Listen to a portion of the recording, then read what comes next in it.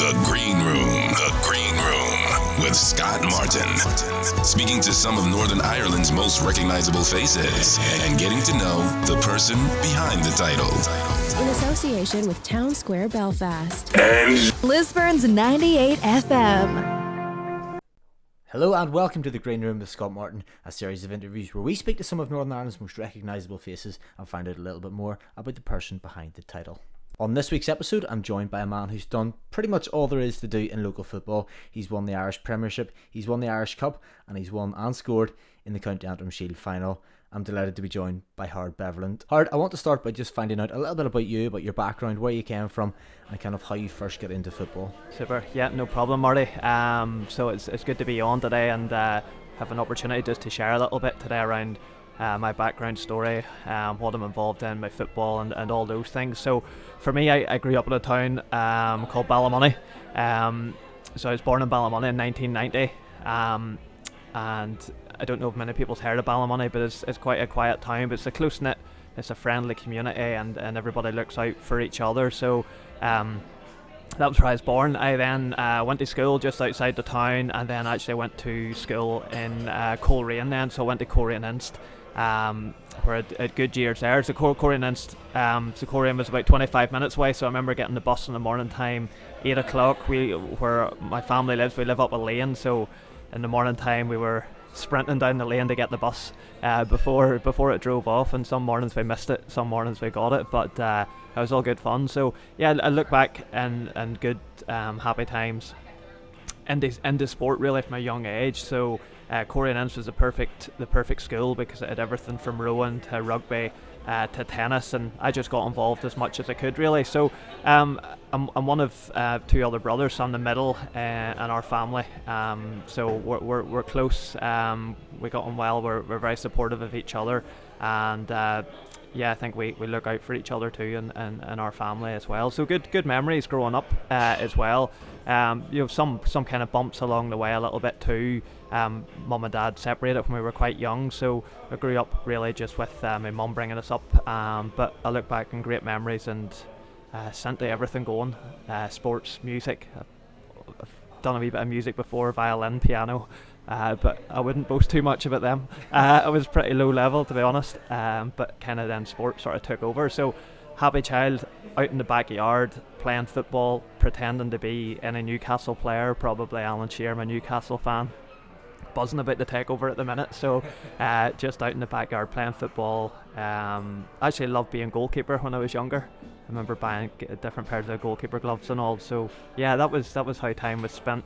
And yeah, maybe a quiet lad, growing up too. Maybe a wee bit shy, just kind of quiet. That can be in kind of being a wee bit where we live was out in the country a little bit too. So a wee bit outside of things. But no, quietly grew in confidence as I began to get older. So as you said then, interested in a wide variety of sports growing up, whether that be in the back garden pretending to be Alan Shearer or whatever Newcastle player took your fancy on that day, but then went to Coleraine Inst, where it's maybe not known for being such a footballing school, maybe more known for being a rugby school or a rowing school. Was there pressure on you at that stage to maybe hang up the football boots and to focus on a different sport? There was pressure, but I liked it because I did enjoy rugby too, and I'm still quite into rugby. I love tuning into the international games at the minute, the Ireland-New Zealand game, watching the Lions tour there as well. So I really like rugby, and I played quite a lot of it first to fourth year really, and then the rugby coaches would have tried to encourage me to play rugby and stick at it, but sort of football journey began a wee bit earlier than that, and I felt that was maybe where my future lay in regards to at a stage as a young boy. You kind of have to pick one to really focus on it if you want to be committed to it as well, because you just can't spread yourself across 2 or 3 different sports if you want to take them to be more than just a hobby and interest really. So it was football that got the nod, but it was a tough call. But Coleraine Inst, thankfully we got a football team going, and when I was in 5th year, and we're very successful in the school team. But I remember meeting in P7, going into first year, meeting with the headmaster, and he told me about all the sports that the school did, and the school grounds, very impressive, all these pitches and running track and indoor swimming pool as well actually. So I think when you go for the open night, you're hooked already. I think my mind was made up when I seen an indoor swimming pool. But no, it was a football for me. And you know, I look back and I think a part of me misses out, and maybe like the camaraderie and being involved in the school and representing your school in rugby. I think there is just a real buzz and togetherness that comes from that too. But no, I don't look back with any regrets, I don't think.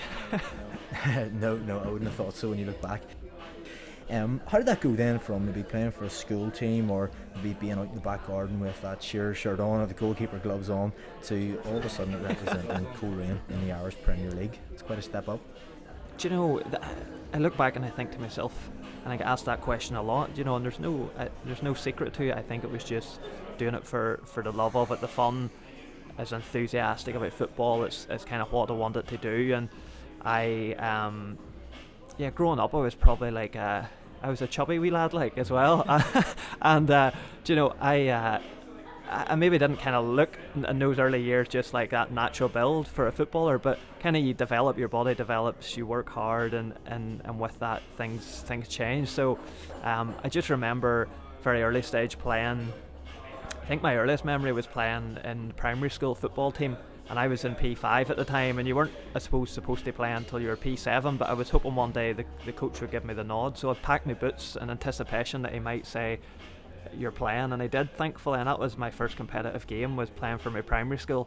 And I think we won that day. Actually, I remember the goalposts were like square, and it was just I think one kid got hit with the ball and started to cry, like, you know. So just those kind of like childlike moments, you know, on playing sport, and it just progressed from there. Really, I then get invited down to play for a local youth team, Riata Soccer School, which is now the Joey Dunlop Leisure Centre in Ballymoney.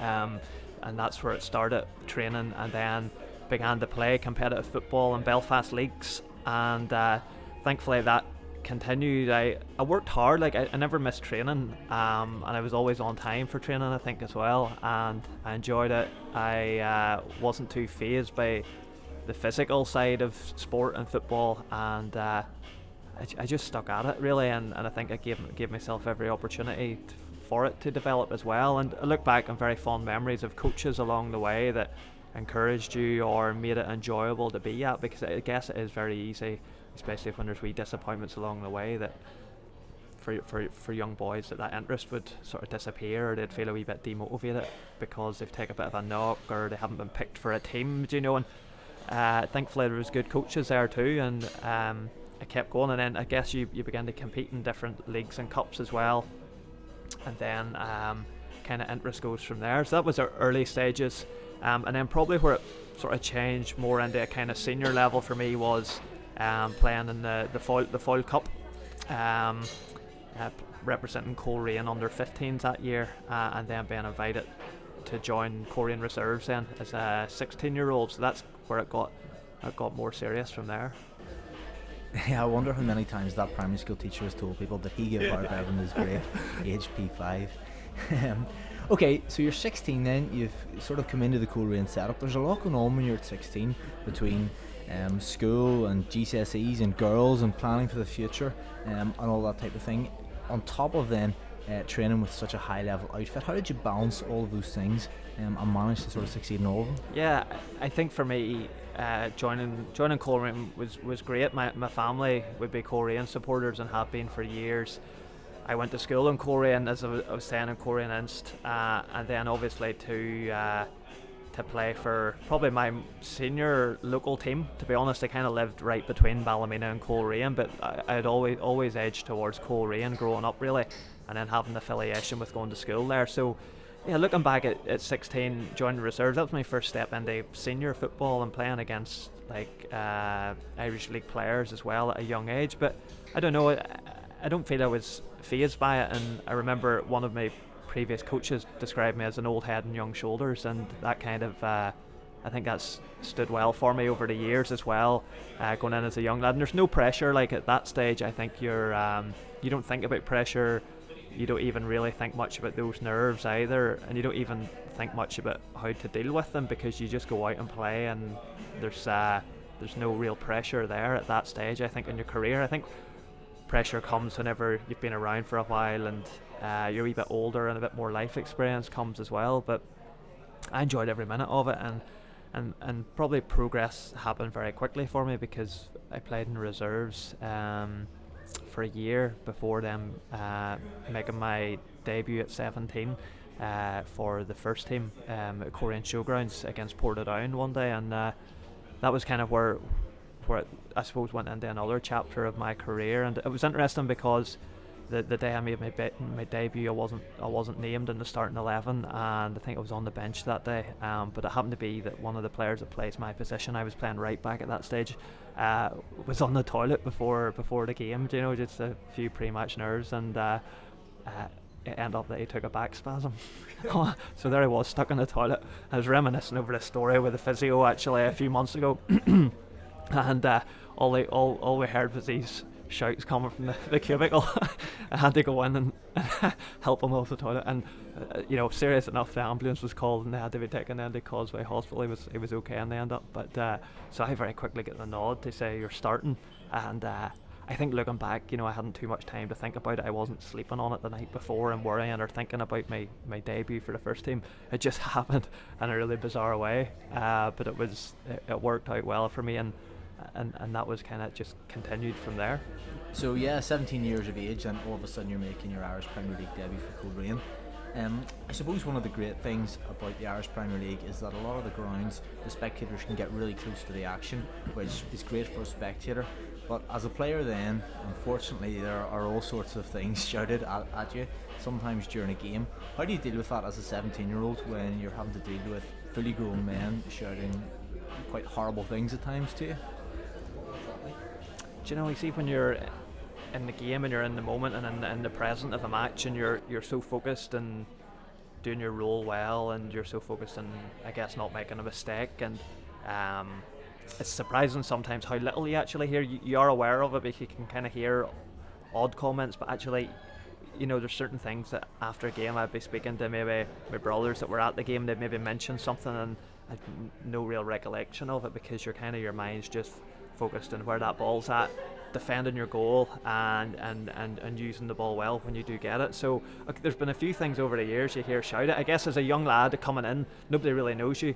I think maybe fans go a little bit easier on you, but very quickly after 30, 40, 50 games, and after that as well, then fans begin to know you. And I think, people always say if fans are shouting abuse at you, it's a good thing, because you're doing something that's kind of annoyed them, or you've done something well that is putting their team in the back foot, or you've scored, or you've made a good tackle, or you've made.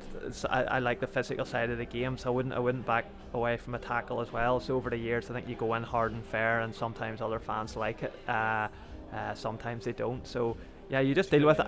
I just try and I try not to get too phased in the pitch either, so I'll maybe just kind of look across at them and smile, or just enough to know that I've heard it, but I'm not bothered by it. So you were at Coleraine for a long time, your boyhood club, a club that you've said your family supported. So a big decision then to move to Crusaders. What was behind that move, or what were the circumstances around that?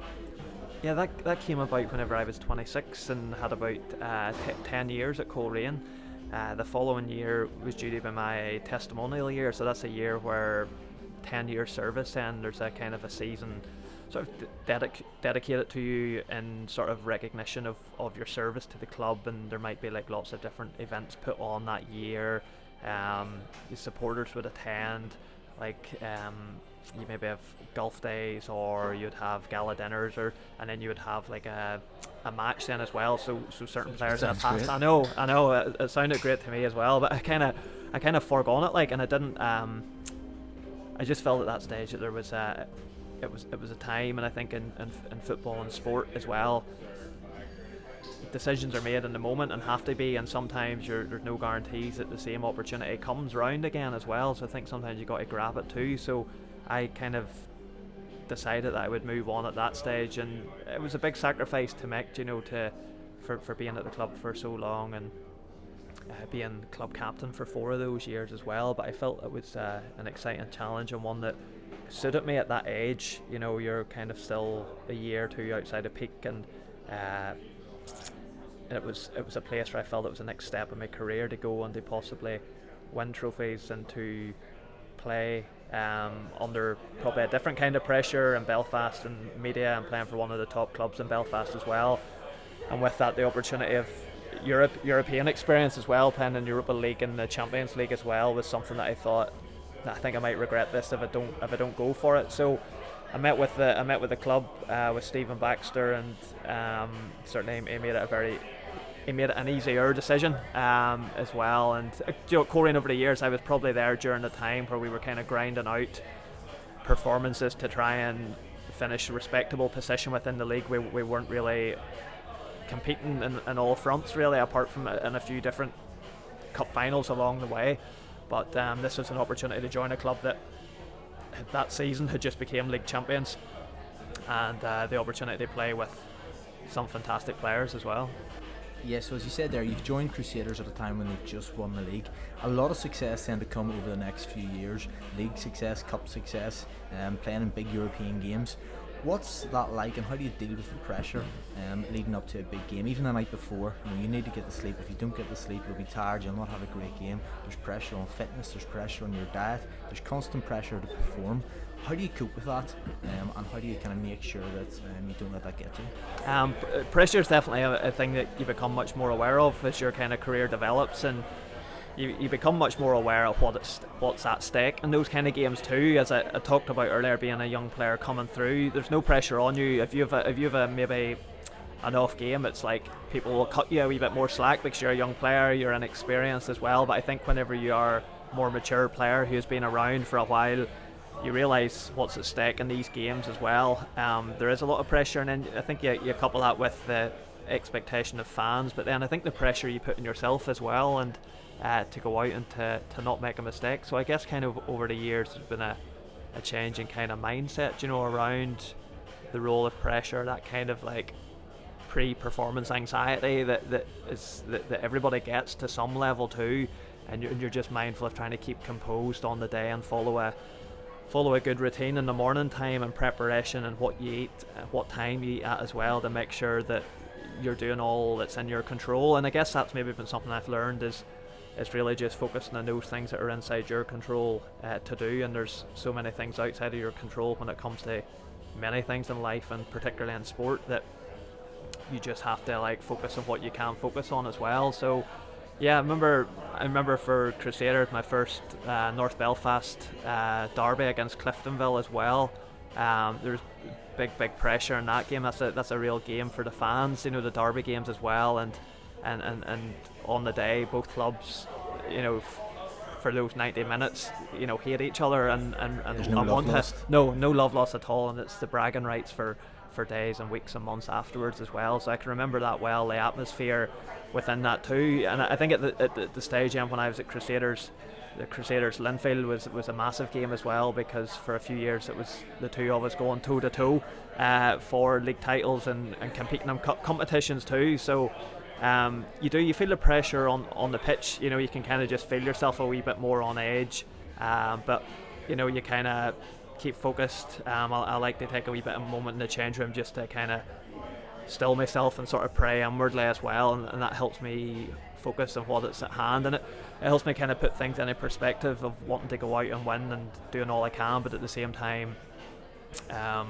sometimes matches and results go for you, other times they don't as well. So I think that's important, focusing on those kind of things. So yeah, that was it. And I guess manager's team talk's a big thing as well, and in the changing room, and the team talk from the manager is really motivating, and it gets you ready to, as one manager said in his team talk, to take the changing room door off the walls, on your way out, because there's so much within you that wants to get out there, wants to go out and play well and win, and I think the pressure, there's a lot of pressure within sport, but I think it's the feeling afterwards of victory and even celebration, and just that kind of quiet contentment and pride in yourself that you've played well and that you've got the victory, and you're sending a few thousand fans home happy that Saturday evening. You mentioned there the celebrations, and I know there was a lot to celebrate during your time at Crusaders. You also mentioned being a man of faith and the likes of praying in a changing room before going out to play a football match. How difficult or easy was it then to be in a changing room where there's a lot to celebrate, there's many a wild night out, I'm sure, but also then having that faith and having that Christian witness, because you're well known around Northern Ireland as being a footballer, but you're also well known in the church circles as being a Christian, so there's a different type of spotlight on you in that sort of situation where people are watching you to see how you're going to react and how you're going to deal with certain circumstances? Yeah, and I think for me, I became a Christian at 15. I think being involved in probably quite a public square of sport in Northern Ireland and playing in the Irish League, that I've probably been quite public about my faith in regards to opportunities to go to different places, churches, youth events, and have the opportunity to share a little bit about faith and sport as well. So I guess that's been helpful for me, because kind of a lot of the times the difficult bit can be sharing faith or talking to somebody or saying that you are a Christian. But for me, that probably always went before me, because most people were aware of it because of it was a wee bit more public, and the opportunities to share that too. So I think that was helpful.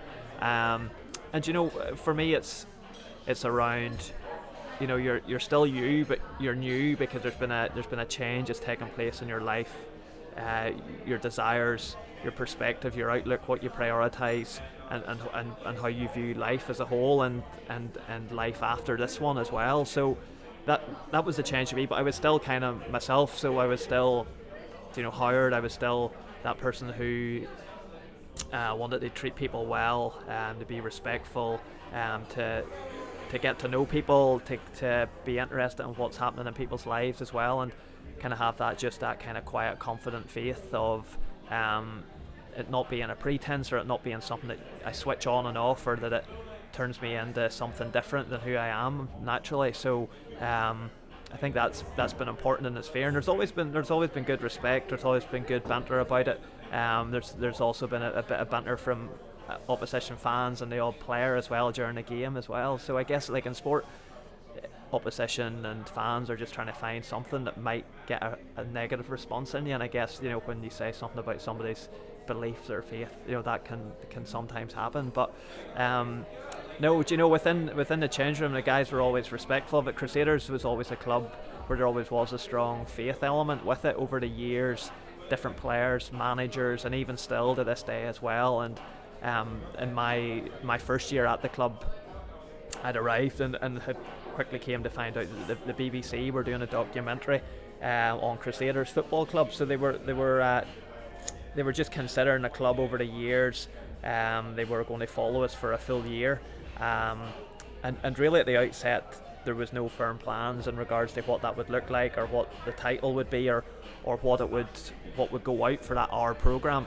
And as time went on in the programme, I was asked at the outset, as being a new player just arriving at the club at that stage, and I think as well, because of being a Christian within sport that isn't maybe all that common, they were keen I would feature a little bit within it as well. So I thought, wow, that's a good opportunity. And so for that year, we had the cameras in the changing room following us about. They did some stuff with me at my work and my job at that time as well. Came out to the house, different interviews and so on. So as the season went on, a lot of things happened, and there was a lot of change happened within the club. There was one of the players in the club who became a Christian himself during that time, who struggled with a gambling addiction for a long number of years. That stuff like that nobody could have predicted really at the outset, and it turned out then the programme turned out to be called to Keep the Faith, and it featured a lot around faith element within the club, the manager, players, including myself as well, but it also featured the club as a football club as well, and where the club came from over the years to how it's progressed to where it's at now. So that was a real kind of powerful opportunity of witness that something went out on live TV and featured heavily around faith and what that looked like within sport and within Crusaders Football Clubs. That's like, a wee moment where you look back and you believe that God kind of planned your steps in the direction of your life as well. And obviously making the move to Crusaders is a big decision, but an opportunity like that for the advancement of like God's glory was a powerful thing actually. So after that successful period with Crusaders, you then made the decision to re-sign for Coleraine. So the homecoming for many Coleraine fans. The former club captain, you'd been there almost 10 years, played a lot of games for Coleraine, and I saw newspaper articles at the time say that you were coming back there to win trophies. But unfortunately, not long after you came back, then you picked up an injury. And I know some people will say injuries are part and parcel of being a sportsman, but it doesn't make it any easier whenever it happens, does it?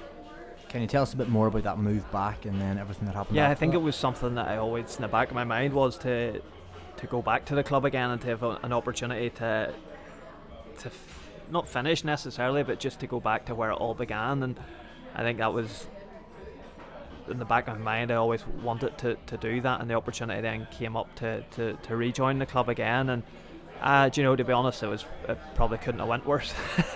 And but I guess we talk about within sport as a sports person, what's inside your control, what's outside it, how you respond to things, making decisions at different times in your career for the progress of your career is really important. And I think for me at that stage, I think having probably that history with the club as well, for me it was a decision that made sense in a footballing term, because the club had progressed a lot, and the club and the team had developed and full of talented and quality players, and the club was competing in all fronts, to be honest, which was very different to where I was, where the club was at previously when I was there.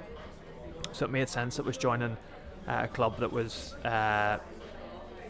the opportunity of winning trophies, and that's always important, and under a great manager and backroom staff as well. So it ticked that box. It probably ticked a wee bit kind of, if I'm being honest and looking back, more a little bit as well, the kind of the emotional side of things of rejoining a club where it all began, going back to a club where I have very good relationships with the people there, players, fans, people about the club as well. So there was that element to it, and I guess as well probably behind it all probably felt with my family being supporters as well, that sort of making them proud, and going back to play for a town that I had a strong affiliation with from my school days and all as well. So that was kind of in the back, that was all kind of going on, and I made the decision to rejoin. And I don't know, maybe looking back, I quickly got there and I realised that the club was in a very different place to where it was, and maybe I was a little bit naive around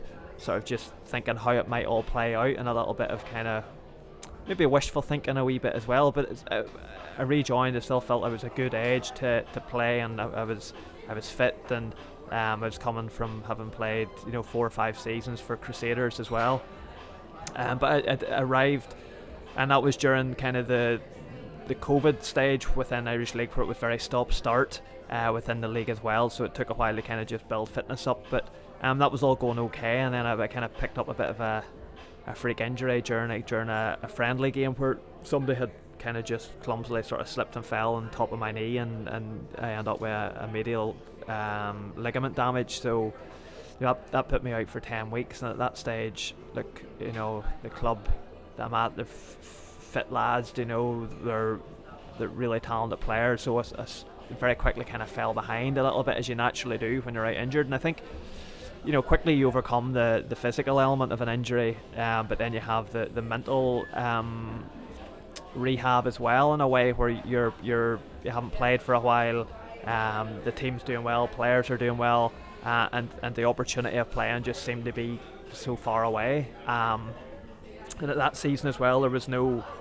reserve games, because there was no other league kind of taking place bar the Premier League. So probably a mixture between injury and COVID, it sort of hampered things a lot for me. But I look back, and I've never been one that will fall back in excuses, and I think when it comes to performance, not making excuses for anything is key as well, and that will remain the case. But sometimes you have to process it yourself and come to a place where you kind of make sense of maybe why it didn't work out the way it did. I suppose at that stage I was keen to play. I feel I have a lot to offer, and I had conversation with the manager around what that might look like. Is there a potential that it might be limited, or do I need to consider about kind of looking out for another kind of opportunity? And fairness, the ball was in my court around that, and I felt, look, I don't want to be kind of sitting about and just saying that I play for a club and to wear a tracksuit and to say I play for Corey in the Irish League. I was very keen to go out there and do your talking on the pitch really and get back to playing. It was a long time without playing. You very quickly relationship within sport with your sport can be very love-hate as well, and at times you sort of think to yourself, when you can't see maybe the light at the end of the tunnel a little bit, it is a bit demoralising too. So I thought, no, I need to kind of move on. I think with moving back to Korea, I probably look back and think there was a lot of pressure that I attached to myself as well, and my attachment with the club from previous years, and going back and being a very different player that I was perhaps whenever I was first at the club. And so I made the decision then to kind of move on and probably undertake a very new but exciting challenge at Ballyclare Football Club. So a big day for transfers. You were in good company. I think I'm right in saying that Cristiano Ronaldo re-signed for Manchester United on the same day. But what I want to touch on is you've played in the Irish Premier League for 15 odd years, and you have the option that you could stay with Coleraine and say I'm an Irish Premier League player. But was there a bit of sort of swallowing your pride almost to say, you know what, I actually want to play football week in, week out, and I'm therefore prepared to move into the Championship in order to do that? Well, it was a decision that probably came about after weeks and months of kind of consideration, and between thinking at times of just calling it a day completely in my career, to thinking no, I need to remember why I do this, and kind of why, looking back to like early childhood, like we talked about being out in the backyard, taking shots, pretending you're Alan Shearer. So you have to come back to like very moments like that there where you realise that you do it because you enjoy it and it's fun, and that you've committed a lot to your career and there's still more to offer. And one door kind of closes, there's a new one that opens, and a very exciting and new challenge as well. So it was difficult, I think, to go from, on a personal basis, playing Irish League, obviously dropping down to play Championship, but I always come back to the reasons for doing that as well, and I think the opportunity is a very exciting one to help a club and to be part of a club as well, with the potential of perhaps pushing up into the Premier League again. So I do hold on that day will come, and that would be could arguably be one of my kind of fondest memories across my career as well. But yeah, I think from the perspective of your own, I guess sometimes your own kind of ego, sometimes where you go from playing in the Premier League, you maybe drop down, maybe certain people question it as well, but for me, it's very clear that I wanted to get back to enjoying football again. I wanted to get back to playing on the pitch and performance, and remembering why I play the sport as well, and it's a really good opportunity, the one at the minute too, and I'm enjoying it as well, and it's good to be part of a club. It's good to be part of a football club where I think you feel you're contributing when you're playing, and when you're playing each week, you feel like you're part of it a little bit more as well. So all those things have been really pleasing. So that class. I love that. It's great to hear that after so long of playing football, of playing week in, week out, all the training sessions, all the matches, that you still love the game and you still enjoy playing it as well. A quick question next then. Would you rather win 2-1 and you score the winner, but obviously you've conceded a goal, or would you rather keep a clean sheet and win 1-0 but you don't score? The clean sheets is the defender's dream. I think after a game that is your goal.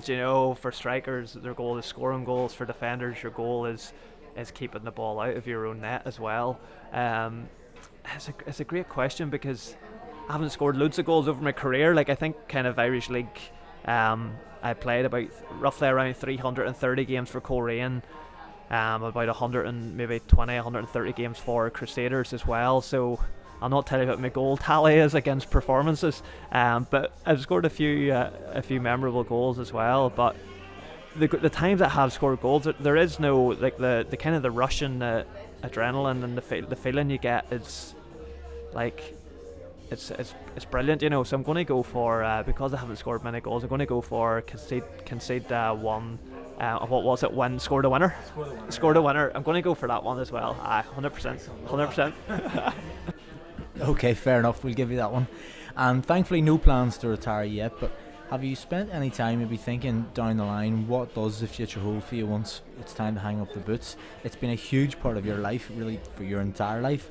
And I'm sure a big void then whenever the time comes that you decide that you will stop playing. Have you had any sort of thoughts on what that might look like, or what you would do afterwards? Yeah, I think my passion will remain for sport, and I think I might, when the time comes, take the opportunity to maybe still play football, but maybe play at a kind of lower level depending on how your body feels physically with injuries, but also the opportunity to play other sport. Like I love tennis as well, and I played a lot of that, so maybe the opportunity to go back and take a few coaching lessons within tennis and get and playing. I think I would like to, whatever I continue doing, I would like it to be on a competitive basis, because I think that's a lot why you do sport, to have the opportunity to win and to improve yourself as an athlete as well, but to play for something at stake as well. So I think the competition, the competitiveness of it will be important at the same time. But I suppose something I've maybe been thinking about recently outside of sport, I'm a mental health practitioner, so I work with adults, with young people around mental health, around emotional well-being, self-care, goal setting, future aspirations, all those kind of things, making action plans and kind of achieving goals. So like I think within the area of sport there is probably still a gap in this country for specific support, one-to-one help for footballers, for sports people in general, that kind of sort of